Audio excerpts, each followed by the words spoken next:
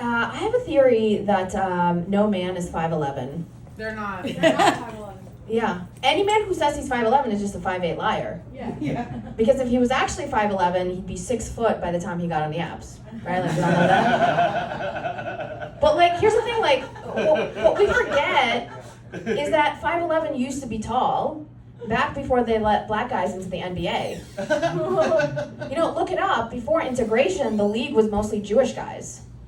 And a 5'11" Jacob is basically Hebrew LeBron. Hebrew Shaq usually gets a bigger laugh than that. All right, I'll stick to that.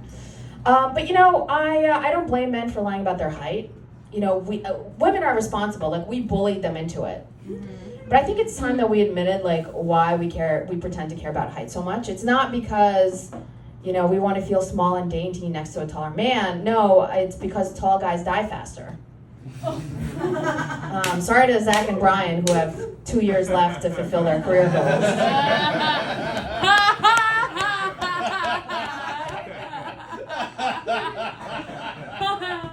So to the tall men in the audience, I say, give us marriage, give us children, give us your big sweatshirts and your will, and join the Heavenly Father.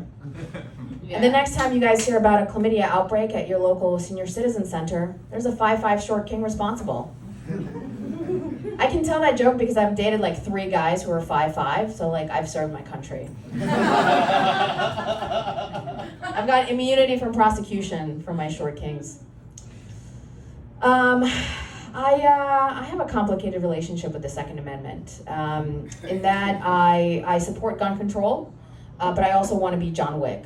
But it's hard because I know I shouldn't own a gun. You know, I'm not a responsible adult. I've killed every single potted plant I've ever owned, and I did that without access to a handgun. Like, can you imagine the damage I would do to a bonsai if I had an AR-15?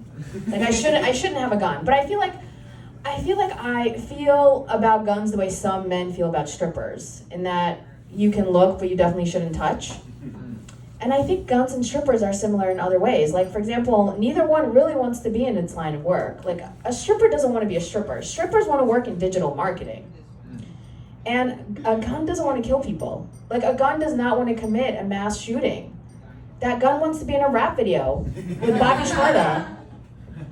You know, that gun does not want to kill your mother-in-law. That gun wants to be at the Special Olympics, setting off a foot race. On your mark, get set, go. And gentlemen, that gun does not want to be in your mouth on a lonely Thursday night. And neither does a stripper.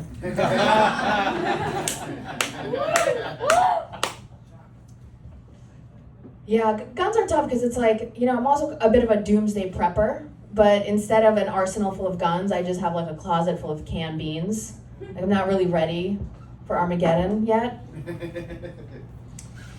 When I was in high school, I had a couple of friends who were really into shoplifting, and I never understood it at the time, you know, because they came from rich families. Like, they didn't need the free gum from 7-Eleven. And then I realized that what they were actually doing was they were chasing the thrill of committing a crime and getting away with it. And since I've gotten older, I've discovered my own version of committing a crime and getting away with it. And I call that farting in public. Don't knock until you try it. It can really clear out a car on the Montclair-Boonton line. If you've had a long day at work, give it a shot. There's 2 things you gotta remember when you're trying to commit this crime and get away with it. And the first is that it's gotta be silent but deadly. You can't bring the noise if you want to bring the funk. And the second thing is, you gotta be real strategic about how you perform this crime. And as soon as you let that butt flute play, you gotta make a really disgusted look on your face. You gotta cover your face with your hand, and then you gotta look at the closest fat guy near you. They'll never know it was you. Because in the public sphere, the phrase, whoever smelt it, dealt it, doesn't really apply.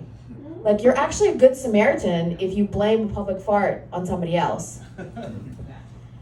I think we all remember that Homeland Security slogan, smell something, say something.